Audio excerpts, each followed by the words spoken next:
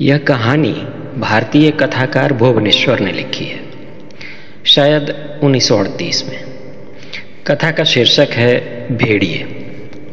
यह कहानी उन लाखों जवान तंगहाल लोगों की है जो सड़क के किनारे पड़े मिलते हैं। आपने सांस जमा देने वाली ठिठुरती शीतलहर में सड़क किनारे प्लास्टिक में लिपटे कंकाल जरूर देखे होंगे, और गर्मियों में पसीने में डूबे नरमुंडों पर सैकड़ों किलो वजन उठाए किसी भीड़ के सैलाब में इन्हें रेंगते भी देखा होगा। ये हम हैं जो शहरी झुग्गियों और ग्रामीण झोपड़ियों में रहते हैं। कहानी इन्हीं की है, यानी हम सब की है। ये वो लोग हैं जिन्हें जिंदगी ने ठुकरा दिया है और मौत अपनाना नहीं चाहती। जो जिंदगी हम जी रहे हैं, यहाँ तक आते आते लड़ाई सिर्फ बचे रहने भर की रह जाती है। हड्डी काटती ठंड में सड़क के बाईं ओर फुटपाथ पर अभी आपने जिसे प्लास्टिक में पूरी तरह लिपटे देखा ना, कुछ महीने पहले तक वह वहीं सब्जियों का एक ठेला लगाया करता था। अक्सर पुलिस वाले आकर उसे पलट जाते। बिक्री नहीं थी तो वह हफ्ता नहीं दे पाता था। इधर सब्जियां महंगी होती गईं और खरीदार कम। कुछ महीने पहले तक मैंने उसे ठेले पर रखी सब्जियों पर पानी मारते और जोर जोर से आवाजें लगाते देखा था। उसके चेहरे पर उम्मीद थी। साथ वाले उसका मजाक उड़ा रहे थे। वाह, इसे कहते हैं आवाज। कोई कह सकता है इसे टीबी है। और हाँ, अभी थोड़ी देर पहले उस व्यस्त शहर की तंग गलियों की भीड़ के बीच कलाबाजियां दिखाकर सर पर भारी वजन के साथ पसीने में तरबतर इधर से उधर निकलते जिसे देखा था, कुछ साल पहले तक उसके पास गांव में अपना एक कच्चा मकान और एक छोटी सी जमीन हुआ करती थी। एक बड़े काश्तकार के खेत में फसल उगाकर वह खुश था। छोटी सी दुनिया थी और कोई बड़ी जरूरत नहीं थी। कभी ज्यादा पैसों की जरूरत पड़ी तो गांव में ही लकड़ी का काम कर लिया करता था। पेशे से वह एक बढ़ई भी था। एक दिन गांव में सेंट्रल पुलिस का छापा पड़ा। पुलिस उसके घर भी आई और कुछ देर बाद उसे भी उठा ले गई। बाद में उसे मालूम हुआ कि उसके घर से किसी बड़े मंत्री के बंगले के भीतर का नक्शा और एक विदेशी बंदूक बरामद हुई है। उस दिन पहली बार उसने आतंकवाद शब्द सुना था। जमानत के इंतजार में जेल में बिताए गए उन 3 सालों की यातना का उसे एक एक पल याद है। मुकदमा लड़ने में उसकी जमीन और उस पर बना घर बिक गया और वह गांव छोड़कर काम की तलाश में यहां आ गया। बीबी और बच्चे मायके चले गए। कहानी में भेड़िए जीवन में आने वाली परेशानियां और या समस्याएं हैं, और गाड़ी या गड्ढा, बैल, नटनिया वगैरह जीने और जीवन यापन के साधन हैं, जैसे जमीन, मकान, व्यवसाय वगैरह। समस्याएं व्यवस्था जनित हैं, सामंती व्यवस्था की देन है। जिस प्रकार ब्याह या मृत्यु पर भोज देने, दहेज या महंगे इलाज का इंतजाम करने या झूठे मुकदमों में फंसाए जाने पर आप जमीन, मकान वगैरह एक एक कर बेचते जाते हैं, उसी प्रकार कहानी में खैरू भेड़ियों से बचने के लिए गठरी, बैल और नटनियों को एक एक कर फेंकता जाता है। जिन चीज़ों से अपनी गृहस्थी जमाई थी, जो जीने का आधार थी, सिर्फ जिंदा बचे रहने के लिए उन्हीं अवलंबनों को छोड़ता जाता है और अंत में निपट अकेला बच जाता है। अब वह मरना चाहता है, लेकिन व्यवस्था उसे मरने नहीं देती।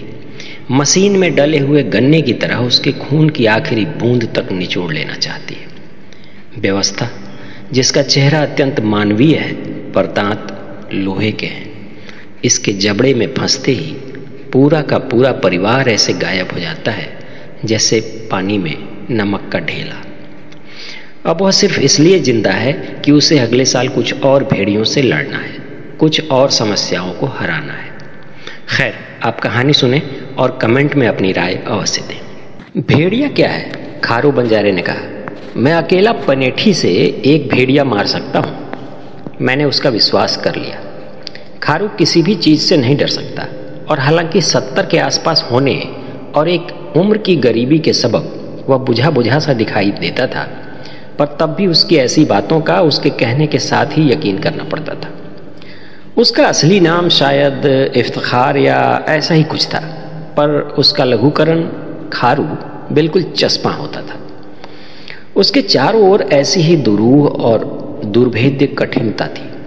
उसकी आंखें ठंडी और जमी हुई थीं और उसकी घनी सफ़ेद मूंछों के नीचे उसका मुंह इतना ही अमानवीय और निर्दयी था जितना एक चूहेदान।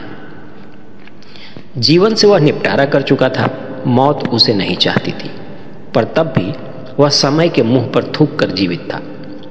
तुम्हारी भली या बुरी राय की परवाह किए बिना वह कभी झूठ नहीं बोलता था और अपने निर्दय कटु सत्य से मानो यह दिखला देता था कि सत्य भी कितना ऊसर और भयानक हो सकता है। मैं किसी चीज से नहीं डरता, हाँ सिवा भेड़िए के, मैं किसी चीज से नहीं डरता, खारू ने कहा। एक भेड़िया नहीं, 2-4 नहीं, भेड़ियों का झुंड 200-300 जो जाड़े की रातों में निकलते हैं और सारी दुनिया की चीजें जिनकी भूख नहीं बुझा सकती, उनका उन शैतानों की फौज का कोई भी मुकाबला नहीं कर सकता। लोग कहते हैं अकेला भेड़िया कायर होता है, यह झूठ है। भेड़िया कायर नहीं होता, अकेला भी वह सिर्फ चौकन्ना होता है। तुम कहते हो लोमड़ी चालाक होती है, तो तुम भेड़ियों को जानते ही नहीं। तुमने कभी भेड़िए को शिकार करते देखा है किसी का, बारहसिंगे वगैरह का? वह शेर की तरह नाटक नहीं करता, भालू की तरह शेखी नहीं दिखाता। एक मर्तबा, सिर्फ एक मर्तबा गेंद सा कूद कर उसकी जांघ में गहरा जख्म कर देता है, बस। फिर पीछे, बहुत पीछे रहकर टपकते हुए खून की लकीर पर चलकर वहां पहुंच जाता है जहां वह बारहसिंगा कमजोर होकर गिरा पड़ा हो, या उचक कर एक क्षण में अपने से तिगुने जानवर का पेट चाक कर देता है और वहीं चिपक जाता है। भेड़िया बला का चालाक और बहादुर जानवर है, थकना तो वो जानता ही नहीं। अच्छे पछैया बैल हमारे बंजारी गड्ढों को घोड़ों से तेज ले जाते हैं, और जब उन्हें भेड़िए की बू आती है तो भागते नहीं, उड़ते हैं। लेकिन भेड़िए से तेज कोई 4 पैर का जानवर दौड़ सका है भला? सुनो, मैं ग्वालियर के राज से आइन में आ रहा था। अजीब सर्दी थी और भेड़िए गोलों में निकल पड़े थे। हमारा गड्ढा काफी भरा था। मैं, मेरा बाप, गिरस्ती और 3-3 नटनियां 15-15 साल की, हम लोग उन्हें पछा लिए जा रहे थे। किस लिए? मैंने पूछा। तुम्हारा क्या ख्याल है, मुजरा करने? अरे बेचने के लिए, और वह हैं किस मसरफ की? ग्वालियर की नटनियां छोटी छोटी गदबदी होती हैं और पंजाब में खूब बिक जाती हैं। यह लड़कियां होती तो बड़ी चोखी हैं, पर भारी भी खूब होती हैं। हमारे पास एक तेज बंजारी गड्ढा था और 3 घोड़ों से तेज भागने वाले बैल। हम लोग तड़के ही चल दिए थे। दिन ही दिन में हम आगे जाने वाले साथियों से मिल जाना चाहते थे। वैसे डर के लिए हमारे पास 2 कमान और एक टोपीदार बंदूक थी। बैल हौसले से भाग रहे थे और हम लोग 20 मील निकल आए थे कि बड़े मियाँ ने घूम कर कहा, खारे भेड़िए हैं? मैंने तेजी से कहा, क्या कहा? भेड़िए हैं? होते तो बैल ना चौंकते। बूढ़े ने सिर हिलाकर कहा, नहीं, भेड़िए जरूर हैं। खैर, वो हमसे 10 मील पीछे हैं और हमारे बैल थक चुके हैं, लेकिन हमें 50 मील और जाना है, बूढ़े ने कहा। और मैं इन भेड़ियों को जानता हूं। पार साल इन्होंने कुछ कैदियों को खा लिया था और बेड़ियों और सिपाहियों की बंदूकों के सिवा कुछ न बचा। बंदूक भर लो। मैंने कमानों की तान देके देखा, बंदूक तोड़ी, सब ठीक था। बारूद की नई पोंगली भी निकाल के देख ले, मेरे बाप ने कहा। बारूद की पोंगली? मैंने कहा, मेरे पास तो वही पुराने वाली है। तब बूढ़े ने मुझे गालियां देना शुरू की, तू यह है, तू वह है। मैंने पूरा गड्ढा उलट डाला, पर नई पोंगली कहीं नहीं मिली। मेरे बाप ने भी सब टटोला, तू झूठ बोलता है, तू भेड़ियों की औलाद, मैंने तुझे नई पोंगली दी थी, पर वह बारूद यहां कहीं नहीं थी। मेरे बाप ने मेरी पीठ पर कोहनी मारते हुए कहा, शहर पहुंचकर मैं तेरी खाल उधेड़ दूंगा। शहर पहुंचकर, और इसी वक्त अचानक बैल एकदम रुक कर पूंछ हिलाकर जोर से भागे। मैंने सुना मीलों दूर एक आवाज आ रही थी, बहुत धीमी, जैसे खंडहरों में आंधियों के गुजरने से आती है। वाह! हवा, मैंने सहम के कहा। भेड़िए, मेरे बाप ने नफरत से कहा और बैलों को एक साथ किया। पर उन्हें मार की जरूरत नहीं थी। उन्हें भेड़ियों की बू लग गई थी और वे जी तोड़कर भाग रहे थे। दूर मैं एक छोटे से काले धब्बे को हरकत करते देख पा रहा था। उस सैकड़ों मील के चपटे रेगिस्तानी बंजर में तुम मीलों की चीज देख सकते हो, और दूर पर उस काले धब्बे को बादल की तरह आते मैं देख रहा था। बूढ़े ने कहा, जैसे ही वे नजदीक आए, मारो, एक भी तीर बेकार खोया तो मैं कलेजा निकाल लूंगा। और तब उन 3 लड़कियों ने एक दूसरे से चिपटकर टिसुए बहाना शुरू कर दिया। चुप रहो, मैंने उनसे कहा। तुमने आवाज निकाली और मैंने तुम्हें नीचे ढकेला। भेड़िए बढ़ते ही चले आते थे। हम लोग भूरी पथरीली धरती पर उड़ रहे थे, पर भेड़िए, बूढ़े ने लगामें छोड़ दी और बंदूक संभाल कर बैठा। मैंने कमान संभाल ली। मैं अंधेरे में उड़ती हुई मुर्गाबियों तक का शिकार कर सकता था, और मेरा बाप, वह तो जिस चीज पर निशाना ताकता था, अल्लाह उसे भूल जाता था। कोई 400 गज पर मेरे बाप ने आगे वाले भेड़ियों को मारकर गिरा दिया। धां! उसने नटों की तरह एक कलाबाजी खाई और फिर दूसरी बिल्कुल नटों की तरह। बैल पागल होकर भाग रहे थे। हवा में उनके मुंह का फेन उड़कर हमारे मुंह पर मेह की तरह पड़ता था, और वे रंभा रहे थे जैसे बंजारी ने ब्याने वाली भैंसों की नकल करती हैं। पर भेड़िए नजदीक ही आते जा रहे थे। गिरे हुए भेड़ियों को वे बिना रुके खा लेते थे। वे उनके ऊपर तैर जाते थे। मेरे बाप ने मेरे कंधे पर बंदूक की नली रख ली थी। धां धां! मेरी गर्दन पर अब तक जले का दाग है। मैंने भी 16 तीरों से 16 ही भेड़िए गिराए। बूढ़े ने 10 मारे थे, पर तब भी वह गोल बढ़ता ही आता था। ले बंदूक ले, उसने कहा, मैं बैलों को देखूंगा। उसका ख्याल था कि बैल उससे भी तेज भाग सकते थे, पर यह ख्याल गलत था। दुनिया के कोई बैल उससे तेज नहीं भाग सकते थे। मैं बंदूक का भी निशाना खूब लगाता था, पर वह देसी जंग लगी बंदूक, खैर, वह लड़की उसे 5 मिनट में भर देती थी। बांदी अच्छी लड़की थी। वह बंदूक भरती थी, मैं निशाना मारता था। अचूक मैंने 10 और गिराए। धां धां धां! जब सब बारूद खत्म हो गई तो भेड़िए भी कुछ हारे से मालूम होते थे। मैंने कहा, अब वे पिछड़ गए। बुढ़ा हंसा। वह इतनी सी बात से नहीं पिछड़ सकते, पर मैं मरते मरते कह चलूंगा कि 7 मुल्कों में बंजारे में खारे सा खारा निशानेबाज कोई नहीं है। मेरा बाप बुढ़ापे में बड़ा हंसोड़ हो गया था। हाँ, तो भेड़िए कुछ पीछे रह गए थे। उन्हें कुछ खाने को मिल गया था। सप सप चट बैलों पर कोड़ा चल रहा था कि 5 मिनट बाद ही उन्होंने फिर हमारा पीछा शुरू किया। वे हमसे 200 गज रह गए होंगे और बढ़ते ही आते थे।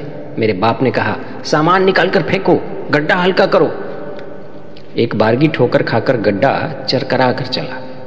पूरे बंजारों में यह गड्ढा अफसर था, और सब सामान फेंक कर हमने उसे फूल सा हल्का कर दिया था। और कुछ देर तो हम भेड़ियों से बहुत दूर निकलते हुए मालूम हुए, पर तुरंत ही वे फिर वापस आ गए। बड़े मियाँ ने कहा, अब तो एक बैल खोल दो। क्या? मैंने कहा, 2 बैल गड्ढा खींच ले जाएंगे? उसने कहा, अच्छा, तब एक नटनिया फेंक दो। मैंने उन 3 में से मोटी को ही उठाया और गड्ढे के बाहर झुलाकर फेंक दिया। हाँ, ग्वालियर की नटनिया, उन्हें दांत लगा दो तो वह भी भेड़ियों का मुकाबला कर लें। पहले तो वह भागी, पर यह जानकर कि भागना बेकार है, घूमकर खड़ी हो गई और सामने वाले भेड़िए की टांगें पकड़ ली। पर इससे भी क्या फायदा था। एकदम वह नजर से ओझल हो गई, जैसे किसी कुएं में जा पड़ी हो। गड्ढा हल्का होकर और आगे बढ़ा, पर भेड़िए फिर लौट आए। दूसरी फेंको, बड़े मियाँ ने कहा। पर अब की मैंने कहा, आखिर क्या हम लोग सैर करने के लिए मारे मारे फिरते हैं? एक बैल ना खोल दो? मैंने एक बैल खोल दिया। वह पीठ पर पूंछ रखकर चिंघाड़ता हुआ भागा और गोल उसके पीछे मुड़ गया। मेरे बाप की आंखों में आंसू भर आए। बड़ा असील बैल था, बड़ा असील बैल था। वह बुदबुदा रहा था। हम बच तो गए, मैंने कहा, पर तभी गोल वापस आ गया था। आज कयामत का दिन है, मैंने कहा, और बैलों को इतना भगाया कि मेरी हथेली में खून छलछला आया। पर भेड़िए पानी की तरफ बढ़ते चले आ रहे थे और हमारे बैल मर के गिरना ही चाहते थे। दूसरी लड़की भी फेंको, मेरे बाप ने चीख कर कहा। इन दोनों में बांदी भारी थी और कुछ सोचकर कांपते हाथों वो अपनी चांदी की नथनी उतारने लगी थी, और मैंने शायद बताया नहीं, मुझे वह कुछ कुछ अच्छी लगने लगी थी। इसलिए मैंने दूसरी से कहा, तू निकल, पर उसको तो जैसे फालिज मार गया था। मैंने उसे गिरा दिया और वह जैसे ही गिरी थी वैसे ही पड़ी रही। गड्ढा और हल्का हो गया और तेज दौड़ने लगा, पर 5 ही मील में भेड़िए फिर वापस आ गए। बड़े मियाँ ने गहरी सांस ली, माथा पीट लिया। हम क्या करें, भीख मांग के खाना बंजारों का दीन है, हम रईस बनने चले थे। मैंने बांदी की ओर देखा, उसने मेरी तरफ। मैंने कहा, तुम खुद कूद पड़ोगी या मैं तुम्हें धकेल दूं? उसने चांदी की नथ उतार कर मुझे दे दी और बाहों से आंखें बंद किए कूद पड़ी। गड्ढा बिल्कुल हवा सा उड़ने लगा। वह पूरे बंजारों में गड्ढों का अवसर था, पर हमारे बैल बेहद थक गए और बस्ती तक पहुंचने के लिए अभी भी 30 मील बाकी थे। मैं बंदूक के कुंदे से उन्हें मार रहा था, पर भेड़िए फिर लौट आए थे। मेरे बाप के मुंह से पसीना टपकने लगा। लाओ, दूसरा भी बैल खोल दो। मैंने कहा, यह मौत के मुंह में जाना होगा, हम लोग दोनों मारे जाएंगे। हमें या तुम्हें किसी को तो बचना चाहिए। तुम ठीक कहते हो, उसने कहा। मैं बूढ़ा आदमी हूं, मेरी जिंदगी तो खत्म हो गई है, मैं कूद पड़ूंगा। मैंने कहा, हिरास मत होना, मैं जिंदा रहा तो एक एक भेड़िए को काट डालूंगा। तू मेरा असील बेटा है, मेरे बाप ने कहा और मेरे दोनों गाल चूम लिए। उसने अपने दोनों हाथों में बड़ी बड़ी छुरियां ली और गले में मजबूती से कपड़ा लपेट लिया। रुको, उसने कहा, मैं नए जूते पहने हूं, मैं इन्हें 10 साल पहनता, पर देखो, तुम इन्हें मत पहनना, मरे हुए आदमियों के जूते नहीं पहने जाते, तुम इन्हें बेच देना। उसने जूते खींचकर गड्ढे पर फेंक दिए और भेड़ियों के बीचों बीच कूद पड़ा।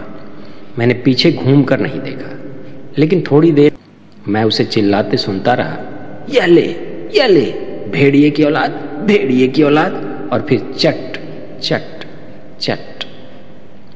मैं ही किसी तरह भेड़ियों से बच पाया। खारू ने मेरे डरे हुए चेहरे की तरफ देखा, जोर से हंसा और फिर खंखार कर बहुत सारा जमीन पर थूक दिया। मैंने दूसरे ही साल उनमें से भी 60 भेड़िए और मारे। खारू ने फिर हंसकर कहा, पर उसके साथ ही उसकी आंखों में एक अनहोनी कठिनता आ गई और वह भूखा नंगा उठकर सीधा खड़ा हो